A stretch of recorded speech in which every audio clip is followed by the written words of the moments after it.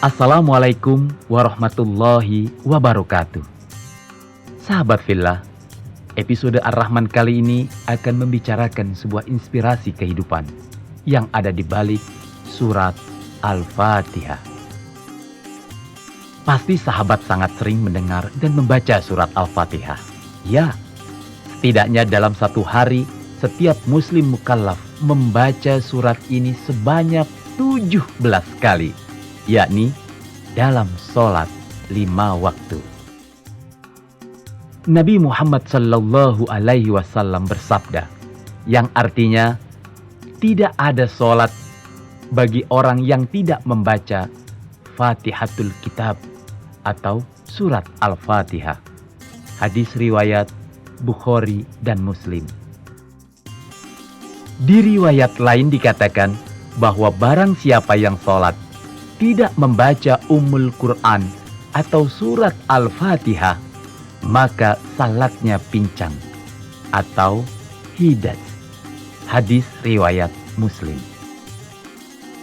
Makna dari hidat tadi adalah kurang, sebagaimana dijelaskan dalam hadis tersebut yang artinya tidak lengkap.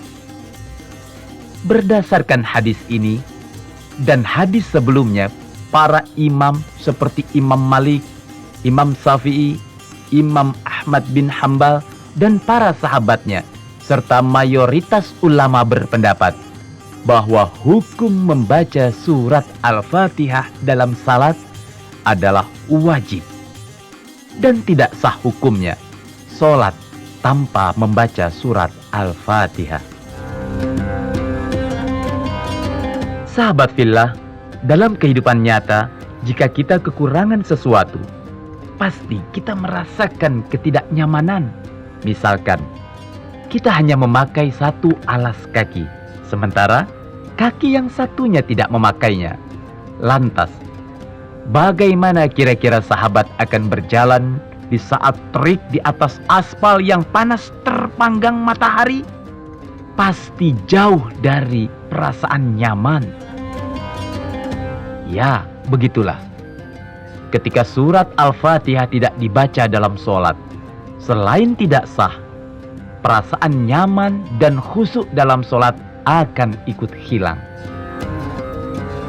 Nah, lalu kenapa surat Al-Fatihah menjadi surat yang sering kali dibaca dalam setiap keadaan?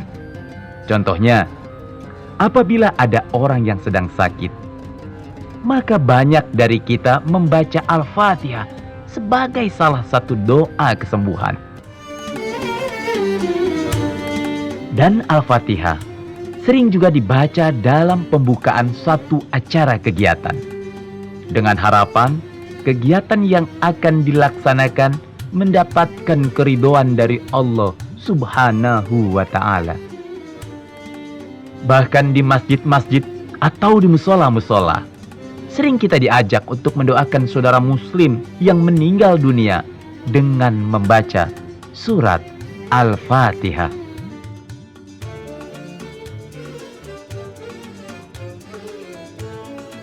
Jawabannya adalah surat Al-Fatihah merupakan surat yang paling agung di antara surat-surat lainnya. Pada suatu ketika, Rasulullah sallallahu alaihi wasallam pernah mengajari sahabat Abu Sa'id Rafi tentang surat Al-Fatihah. Maukah kamu aku ajari sebuah surat paling agung dalam Al-Quran sebelum kamu keluar dari masjid nanti? Maka beliau pun berjalan sembari menggandeng tangannya. Tatkala kami sudah hampir keluar, maka aku pun berkata, "Wahai Rasulullah, Anda tadi telah bersabda, aku akan mengajarimu sebuah surat yang paling agung dalam Al-Quran." Maka beliau bersabda, surat itu adalah Alhamdulillahi Rabbil Alamin, surat Al-Fatihah. Itulah Asbabul Mas'ani, yang artinya 7 ayat yang sering diulang-ulang dalam sholat, serta Al-Quran al-azim yang dikaruniakan kepadaku. Hadis riwayat Bukhari. Masya Allah, kalau Nabi Muhammad Sallallahu Alaihi Wasallam sudah memberikan jawaban terkait surat dalam Al-Quran yang paling agung ini, sebagai umatnya, kita pasti meyakini apa yang dikatakannya. Keistimewaan yang melekat dalam surat Al-Fatihah itu, yang kemudian membuatnya menjadi surat yang kerap kali dibaca umat muslimin. Tahukah sahabat, bahwa surat yang demikian ringkas ini sesungguhnya telah merangkum berbagai pelajaran yang tidak ada dalam surat-surat yang lain dalam Al-Quran. Ayat pertama, yakni Bismillahirrahmanirrahim, yang artinya dengan menyebut nama Allah yang Maha Pemurah lagi Maha Penyayang. Dalam ayat ini mengandung makna bahwa aku memulai bacaanku ini seraya meminta barokah dengan menyebut seluruh nama Allah. Hal ini juga telah mengajarkan kepada kita agar pada setiap amal perbuatan seorang muslim juga wajib didahului dengan membaca basmalah. Dan hal demikian selaras dengan hadis Nabi. Setiap urusan kehidupan yang tidak diawali dengan ucapan Bismillahirrahmanirrahim, maka dia akan terputus. Hadis riwayat Abu Dawud. Lalu, mungkin kita akan bertanya, terputus dari apa? Jawabannya adalah pada kalimat selanjutnya, yakni Ar-Rahman Ar-Rahim, yang bisa diartikan terputus dari kasih sayang Allah. Sahabat fillah, sebagai contoh, umat muslim yang tidak menyebut nama Allah ketika menyembelih hewan, maka haramlah hewan yang disembelih itu. Jika haram, maka hilang keberkahan atas hewan sembelihan itu. Padahal jika diawali dengan membaca Bismillahirrahmanirrahim, maka keberkahan yang akan kita dapat, baik berupa daging hewan yang lezat dan penuh gizi, maupun keridhaan Allah Subhanahu wa Ta'ala. Selain itu, ayat Bismillahirrahmanirrahim merupakan ayat yang berfungsi sebagai penangkal jitu dari seluruh makar jahat setan kepada manusia. Sebab setan akan kabur setiap lafaz basmalah dibaca. Lebih jauh lagi, menurut Ali As-Sobuni, ayat ini mengandung makna penegasan kepada orang-orang musyrikin yang selama ini mengagungkan nama-nama selain Allah dalam setiap urusan mereka.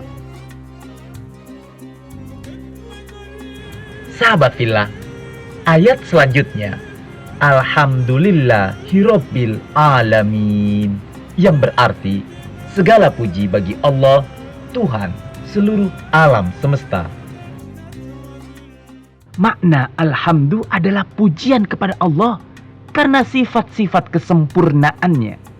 Pujian yang diberikan oleh seorang hamba akan semakin bertambah sempurna apabila diiringi dengan rasa cinta dan ketundukan dalam dirinya kepada Allah. Huruf alif lam makrifah pada kata alhamdu merupakan satu pujian yang sempurna kepada Allah. Karena adanya pujian tersebut, maka melenyapkan pujian lain di luar sang Khalik. Huruf alif lam makrifah tersebut juga mengisyaratkan sanjungan kepada Allah yang bersifat terus menerus, bukan satu pujian yang dibuat-buat, apalagi dipaksakan. Bahkan Rasulullah sallallahu alaihi wasallam bersabda, bersuci adalah setengah iman, dan alhamdulillah memenuhi timbangan, sementara subhanallah walhamdulillah memenuhi antara langit ketujuh dan bumi. Hadis riwayat Muslim.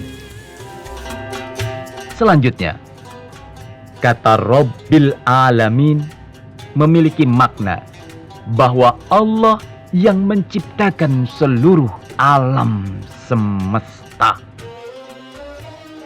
Allah satu-satunya pengatur. Dialah yang menurunkan hujan. Dia pula yang menjalankan matahari dan bulan. Dia pemberi hidayah, dan Allah lah yang maha kaya. Oleh sebab itu, semua makhluk yang ada di langit dan di bumi ini meminta kepadanya. Bahkan dengan ucapan lisan maupun dengan ekspresi dirinya. Kepadanya lah mereka mengadu dan meminta pertolongan di saat-saat genting yang mereka alami. Masya Allah. Baru 2 ayat dalam surat Al-Fatihah saja sudah banyak esensi kehidupan yang dapat kita pelajari. Yang pertama, setiap kita mengawali sesuatu amal kebaikan, semuanya harus dengan menyebut nama Allah. Karena tanpanya maka tidak akan ada keberkahan pahala. Yang kedua, seringkali ketika kita mendapatkan sesuatu kenikmatan, kita mengucapkan syukur dengan kalimat hamdalah. Hal ini berarti dari setiap memulai proses hingga akhir dari sebuah proses, sebagai Muslim, kita harus selalu mengingat Allah, karena Dialah yang maha kuasa atas segala sesuatu. Wallahu a'lam bishawab.